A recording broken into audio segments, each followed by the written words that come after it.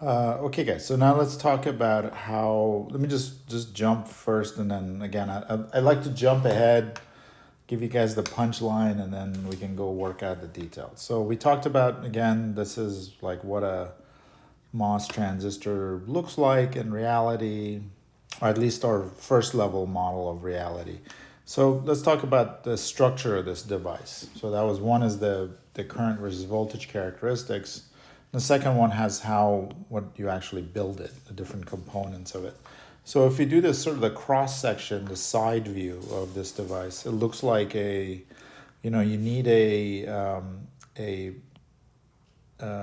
dielectric. It's called the metal.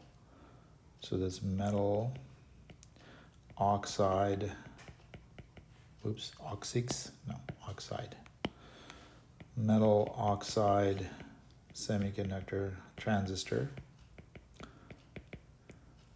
or MOS transistor. So we need this oxide, which is down here. This is silicon dioxide. And then on top of this thing is the so-called metal, which is no longer really a metal, but it's actually polysilicon, which is shorthand for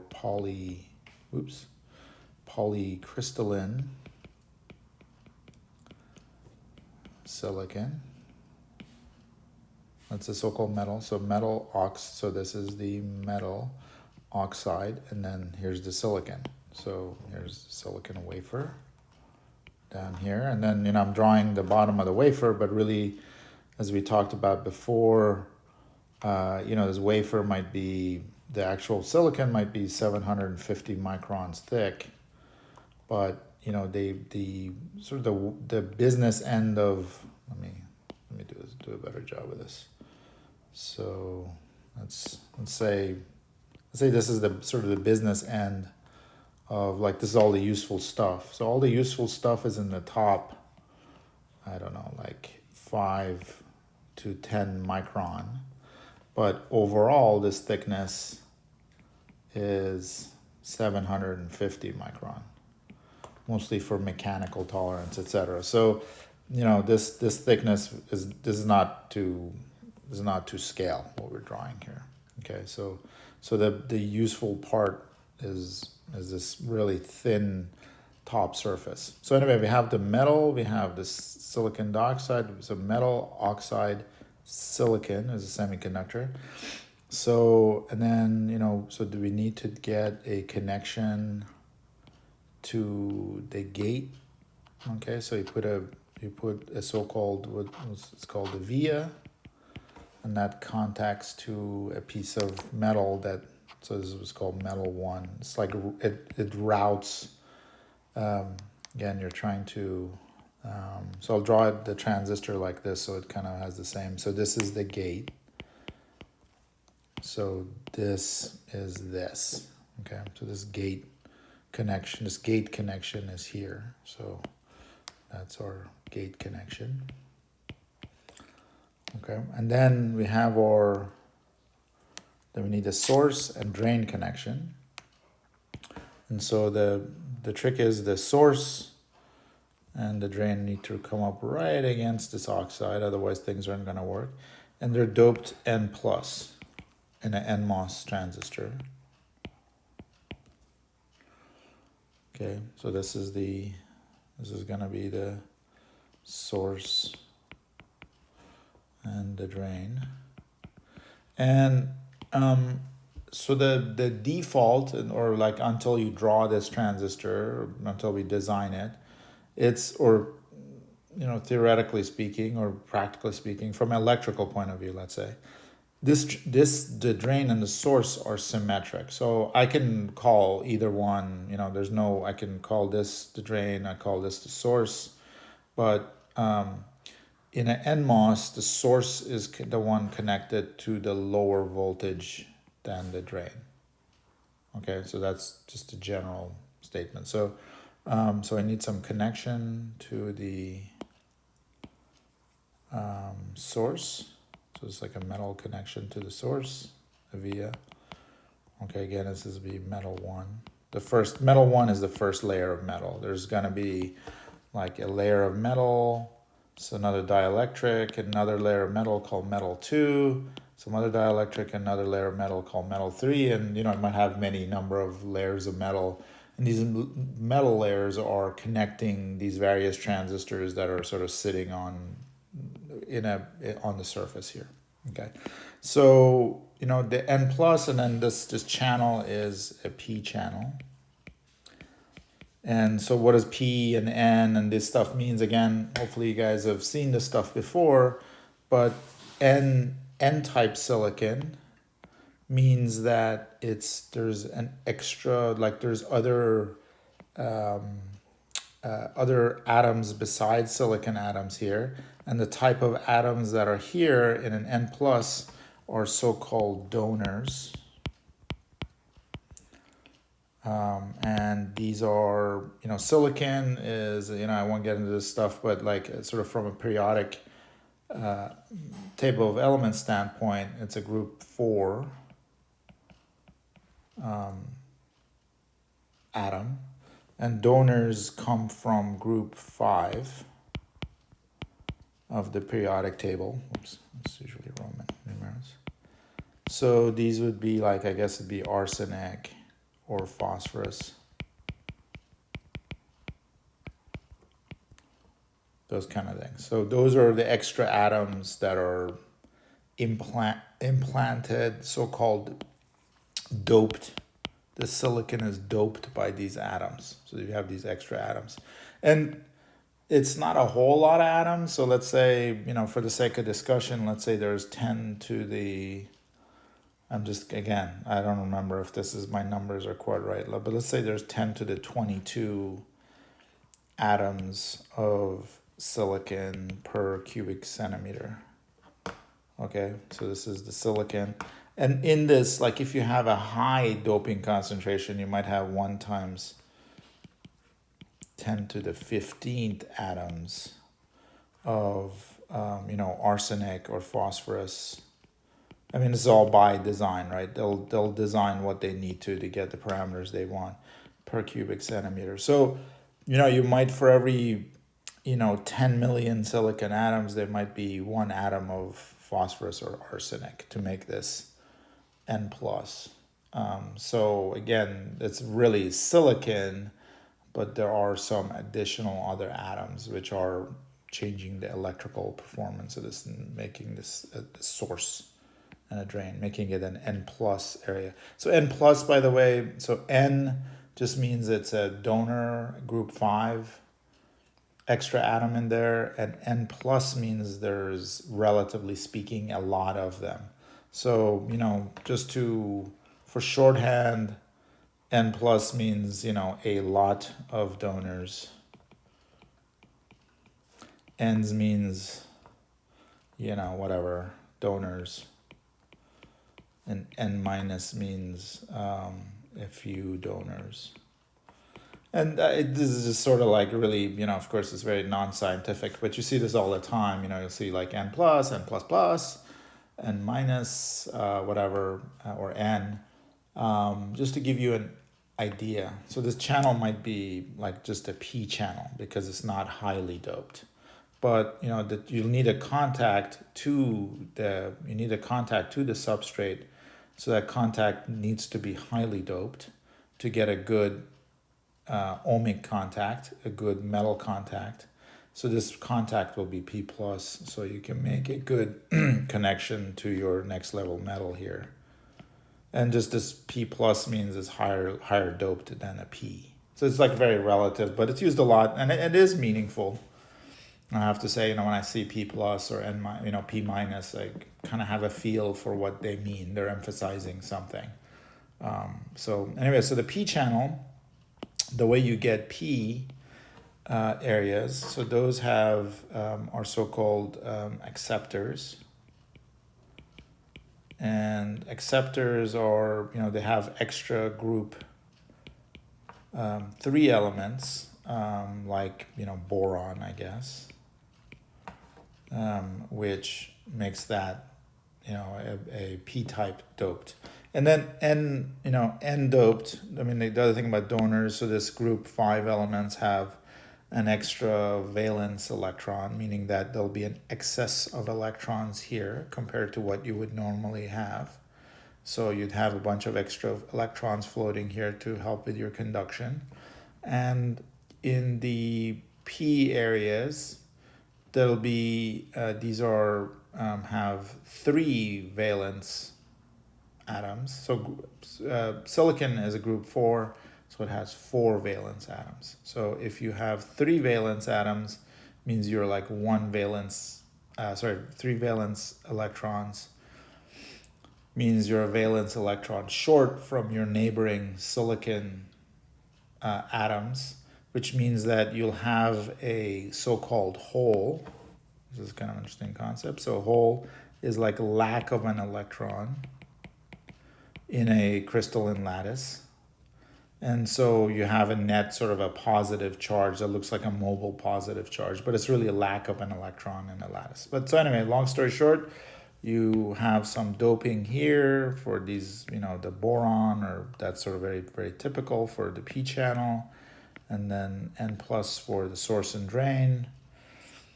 And that's what you like as an end product to get your transistor. Okay, so now let's start building up transistor. And this is the typical way of explaining the operation of a MOS transistor. And people start with a so-called a MOS capacitor. So that's like a MOS transistor without the source and drain contact, because the source and drain, and they just sort of add an extra level of complexity. So we're starting with this MOS capacitor just to explain how, sort of the first baby step of like the first level of operation of a MOS device. Okay, so now let's look at how this thing works. So again, we're missing right now, compared to a transistor, we're missing the source and drain contacts. So we just have the gate, this really thin area here. This is the oxide. We have the gate, polysilicon gate, and then we have the P-type body.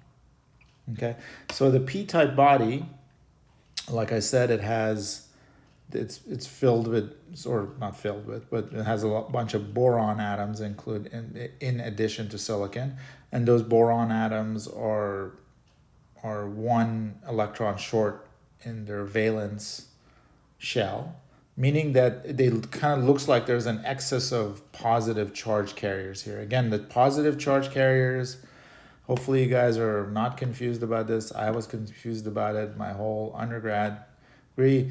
It doesn't mean they're like positrons or antimatter or anything. It's just in a crystal lattice, in a crystal structure, like a silicon crystal, there's like an orderly arrangement of atoms. And so if there is a lack of an electron, like your neighbors have all their electrons spoken for, you're 1 electron short, that actually looks like a positively charged particle just because you're lacking an electron. So it's a lack of these positive charges here are really lack of an electron, but we think of them as being this made up conduction thing called a hole. Okay, but it's really the lack of an electron.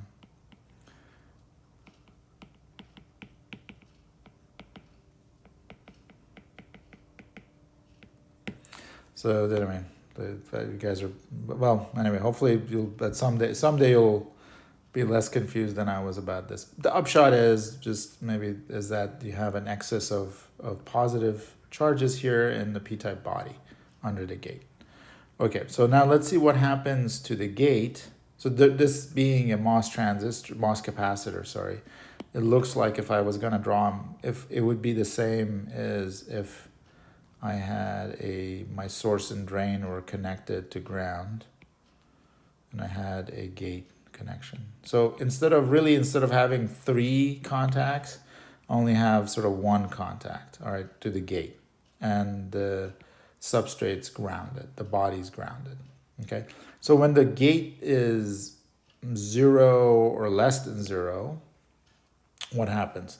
That means if I put a voltage here that produces a voltage of 0 or less than 0, voltage difference between this node, and that this node is grounded, means that I'm putting an excess amount of negative charges on the gate.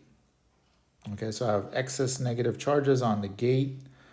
I have positive charges in the body, and they're separated from each other from a silicon dioxide insulator. So this looks like, so you'll get like an electric field across this insulator, but the upshot is these negative charges are just going to attract the positive charges, right? There's just these positive charges are maybe going to come up, get close to underneath this area. So you'll have negative charges here and you'll have positive charges here, okay? So that's the first type of thing. The second possibility is you're taking the gate voltage to positive. So remember, this was either 0 or negative. So basically I'm putting negative charges here. This is starting to get positive, so I'm putting positive charges here. Now, as I'm putting positive charges here, the body also has positive charges. So the same type of charges are gonna repel each other, right? So these positive charges here are gonna push out these positive charges. They're gonna push them physically away from this area under the gate, under the oxide. They're gonna physically push these guys out. It's not a huge amount of distance. I don't know what kind of distances we're talking about. Depends obviously on the electric field and the thickness of the oxide, but it's, maybe nanometers away from this surface, okay?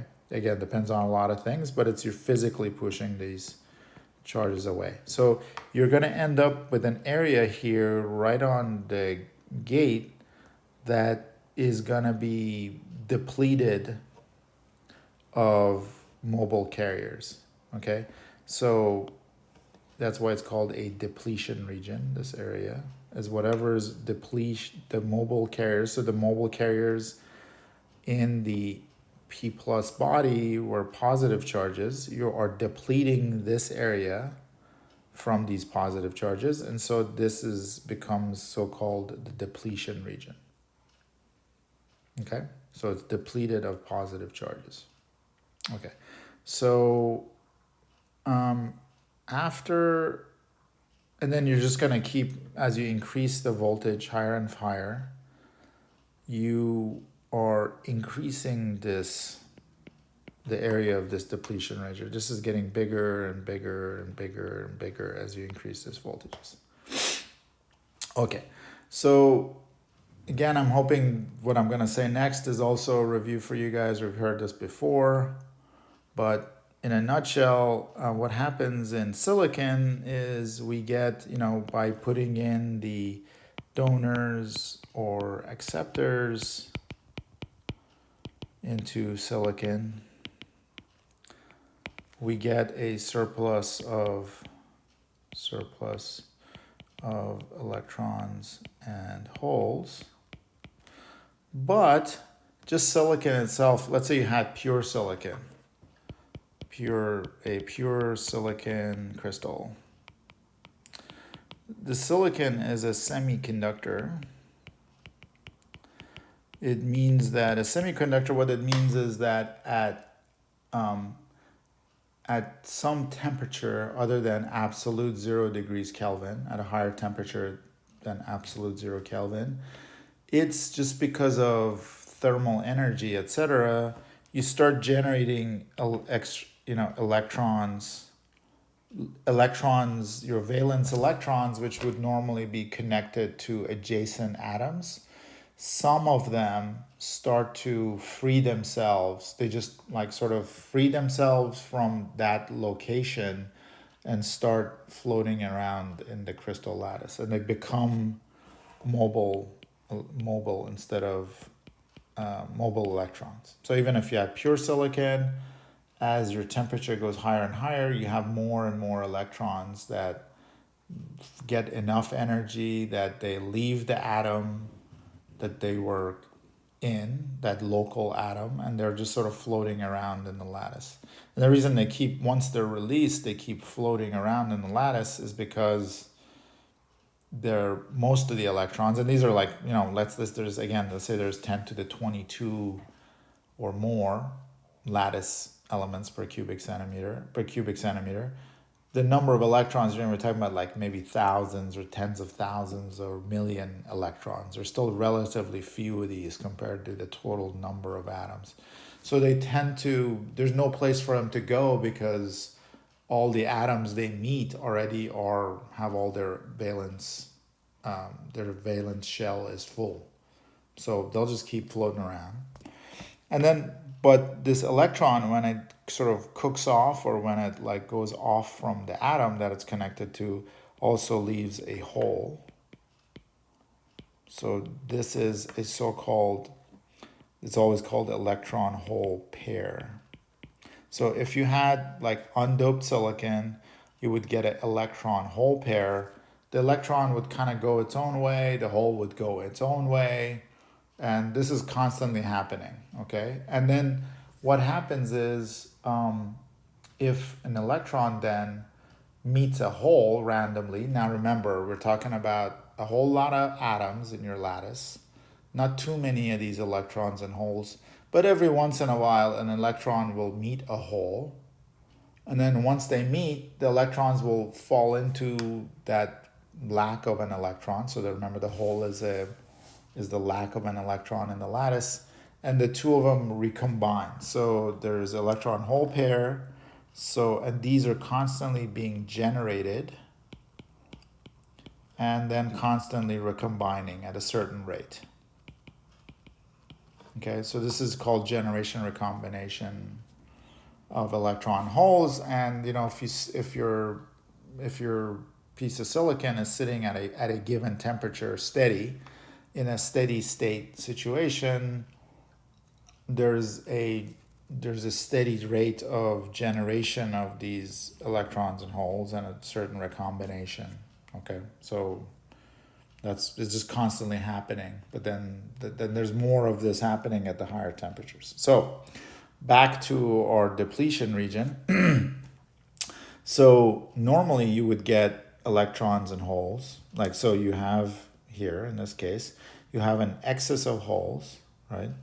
And you are still having this electron hole generation recombination here, but it's that the total number of electrons and holes are much less than the number of holes, the excess holes in this p-type dope material. We made sure that by putting in a whole bunch of whatever boron atoms here, okay? So imagine this is like 1 million extra holes per centimeter cube. I'm just using this as a real example, like a very illustrative example, not any real numbers. So imagine if that was a number that you created because of the extra implants. Then your generation recombination number of electron gives you 1,000 electrons per centimeter cubed and 1,000 holes per centimeter cubed, let's just say. Okay, now notice one thing. So the electrons that are getting created here recombine pretty quick, because now instead of or much quicker than they normally would, because normally in a piece of silicon, those 1,000 electrons only have another 1,000 holes to mate with or recombine with.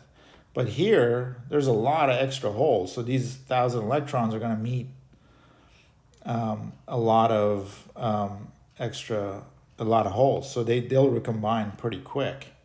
And these extra holes that are also created, they're kind of a drop in the bucket compared to the number of holes that are in the substrate already because of these extra dopants. So you don't, this generation recombination, this stuff, you don't really see this in the sea of positive charges. They just, it's like having a drop in the ocean or a drop in the bucket. It's very not noticeable. But as we create this depletion layer, the electron hole are being still generated in this depletion layer. It's just depleted from these plus charges. And then what happens is, as these electron and holes are generated here, and that's constantly happening, this electric field, this pushing, this fact that you have positive charges here, it starts attracting the electrons towards the, so let's say if you had an electron hole pair generated here, the electron would get attracted to this direction and the hole would get pushed out by the gate charges away from the gate. So at some voltage, you start getting enough at some voltage, which we call the threshold voltage. So this is like sort of by definition of a threshold. So VT is threshold voltage.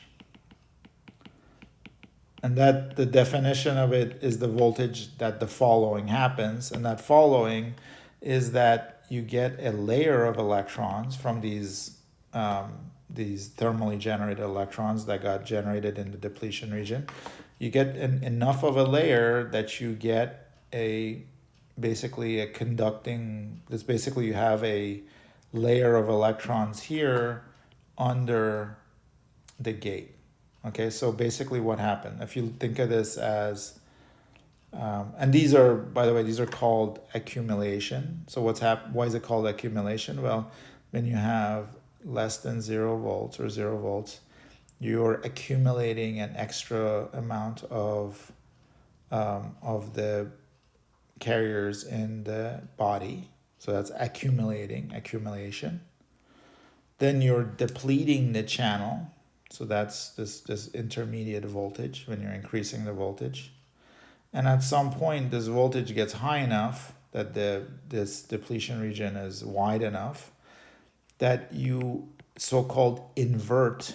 So you get inversion. So the channel goes, the channel is the area underneath the gate, goes from being, positive to being negative. So this is like a positively a channel where the conduction mechanism is through positively charged carriers to a channel where the conduction mechanism is through negatively charged particles. So you've inverted, you've inverted the type of charged particle under the gate. Okay, so you get accumulation, depletion, and inversion that's all happening because you are increasing the voltage between the gate and the body or the substrate. What else do I want to say here? Let's see. And if, interestingly enough, and as we'll see later, that if I was going to plot, so this, again, this is a MOS capacitor, so-called. Okay, so this is a MOS transistor without the source and drain. Okay, now let's think of this as, but there's an actual capacitance here, right, between the gate and the drain, because you have some, you have a metal. So if you just look at it, so you have this sort of a metal, you have an insulator, and you have another conductor. So it looks like a parallel plate capacitor, okay?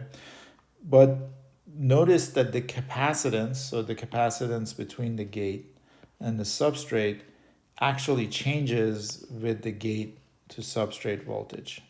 Okay, how does it change? Well, so if I was gonna draw let's see, I was gonna draw VG versus capacitance, right? Again, this is like really an example. It's not meant to, just sort of supposed to give you guys a gross idea of what happens. When you're in accumulation, right? Your capacitor looks like, so in this case, your capacitor just looks like this oxide. So it looks like a, whatever is the top plate, the bottom plate, and this thickness is the thickness of the silicon dioxide, okay? And remember sort of the capacitance of a parallel plate capacitor is proportional to the area of these plates over the thickness.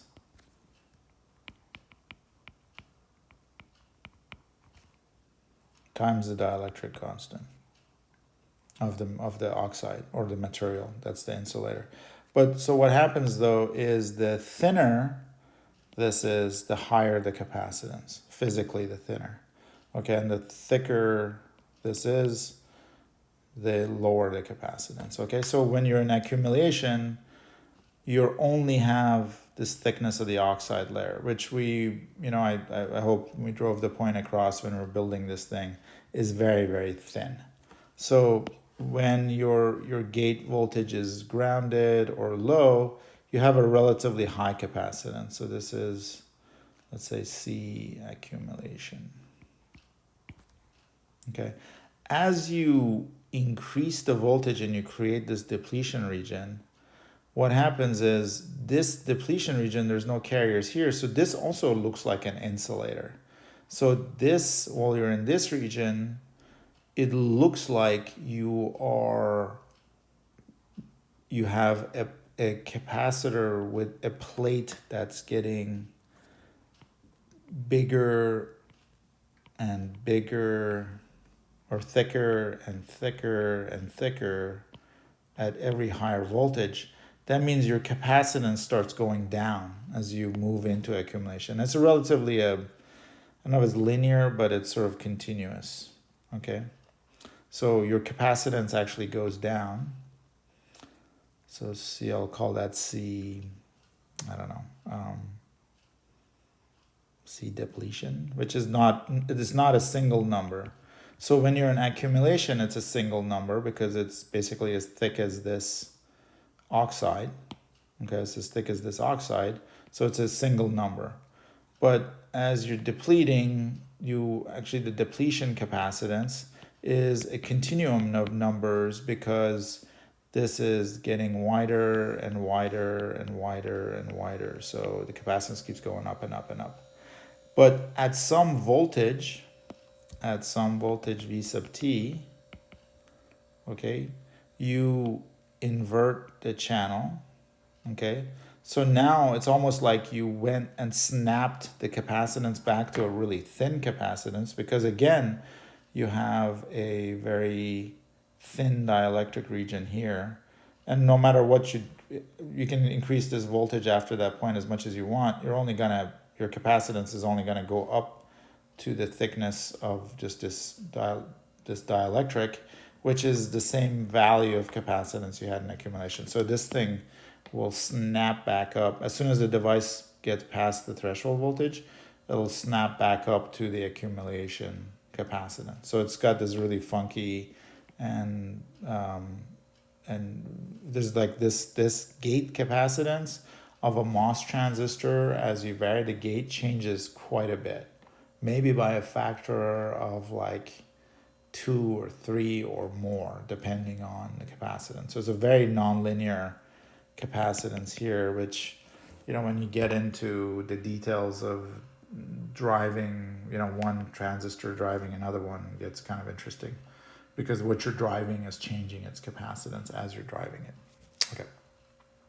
So that's how a MOS capacitor works. So this was to show you guys what happens in these different regions. You start by having an accumulation, have positive charges. In depletion, you have no charges.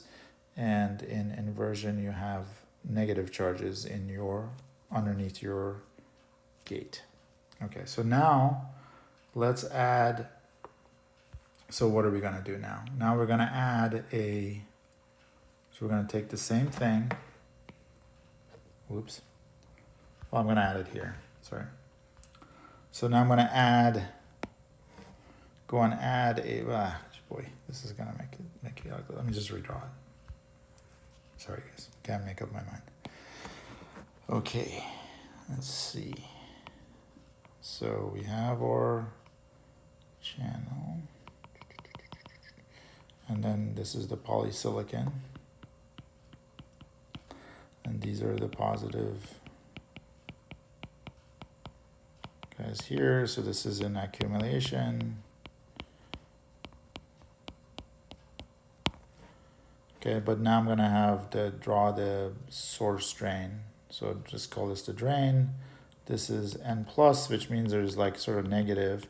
But because it's N and this is P, there is it's sort of, depending on what voltages you have on the source and drain, you want it to be reverse biased compared to this. So there's no connection between these negatives and positives don't interact, because there's also, imagine if there's a reverse bias PN junction here. Okay, and same with the source. So there's negative charges here, but because of the voltages, we have a reverse bias PN junction here. So there's this guy in accumulation. You know, you got a bunch of electrons here, you got a bunch of electrons here, but there's no way these two, remember the idea is that we want the gate to connect the source and the drain somehow. Okay, so in accumulation there's no connection because the gate is low. This is positive charges, there's a depletion region here, and so there's no connection between drain and source. Okay, so in depletion, the depletion operation, so sort of this is where VG is 0, say. This is where VG is between 0 and VT. And remember, this VT is defined by when you start getting a negative layer of charges underneath here, whatever that is. It's not like a set number. It's by design. At the factory, they just say, okay, we want to make these MOS transistors with a V sub T or a threshold voltage of 0.7 volts or 0.5 volts, depending on what they're trying to do. And we'll see why you would want different values depending on what you're trying to do. Excuse me. So in depletion, you have the silicon dioxide, you have the poly and your source and drain. And again, you don't have a connection because, you know, you have this area is depleted of carriers. So, okay, you have, you know, and you have electrons here, not minus, but there's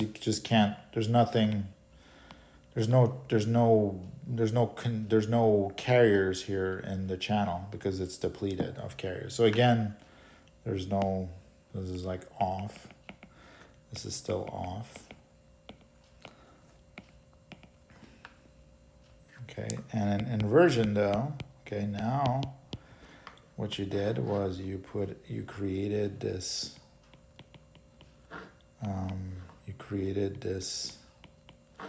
negative charges under the gate, and you sort of inversion essentially means like you kind of created an N region here. You created it, okay? And then you have these minus charges here on the source and drain. So now what happens is now you're connected sort of in this sort of negative charge. So if you had you have negative charges here, you have negative charges here in the channel, and you have negative charges in the drain. And so if you put in a voltage, so let's say I put a positive voltage between drain and source. Okay, what happens is electrons will tend to, let's see what the electrons are going to want to do. They're going to want to go this way. Or no, wait a minute. So electrons are going to want to go, I think electrons are going to want to go that way, right? So they're sort of like flowing this way, means that current is going to go flow that way. So in this case, you have turned the transistor on once you're in inversion. So basically you're getting into a situation where you're going from a transistor off still, and you go beyond a certain threshold voltage and the transistor turns on, which means that, so here, the switch between drain and source, there's the switch is open, here's the switch is open, and here the switch is closed. Now all of a sudden the drain and source are connected to each other, and you can conduct between them. Okay, so back to our operation. Okay, so this is again, like maybe they did a better job of drawing this thing than I did.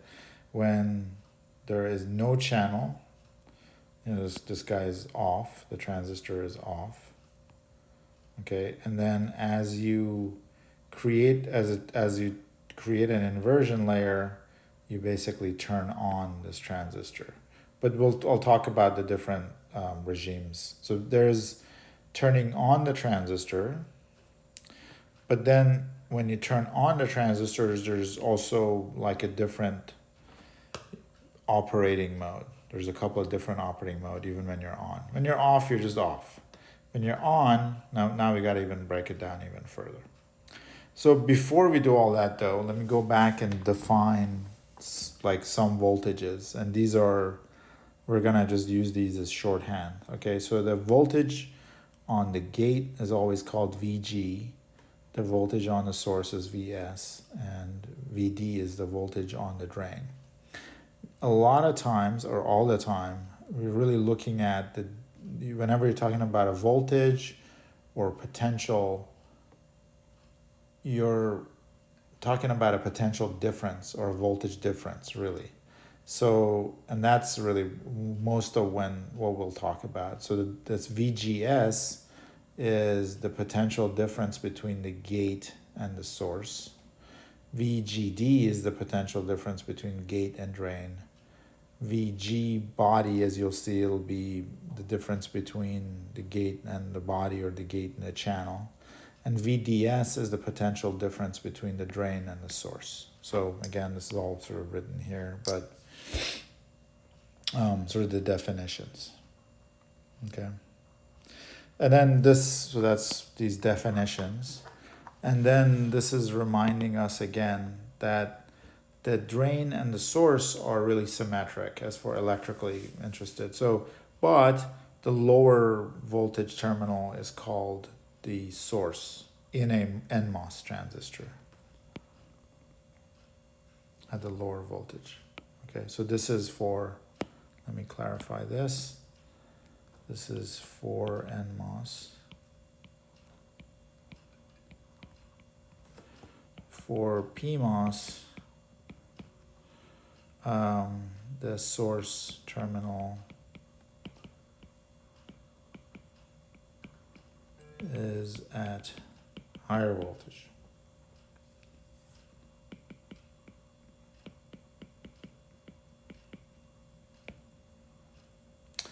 And the NMOS body is always grounded.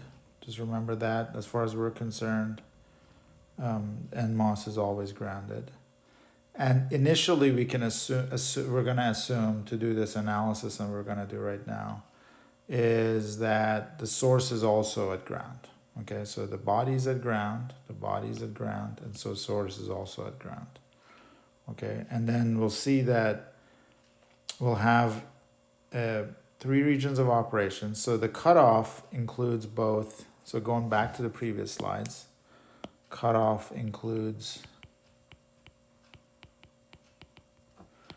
both accumulation and depletion. Because for both of these, there is no, so transistor is off for both of these. There's no conduction between source and drain, and linear and saturation are 2 regions, both of them under inversion. So inversion, there's a region in the inversion. So when you have inverted the channel underneath the gate, there's a region where it's operating in the so-called linear regime, and then there's another operation in the saturation regime.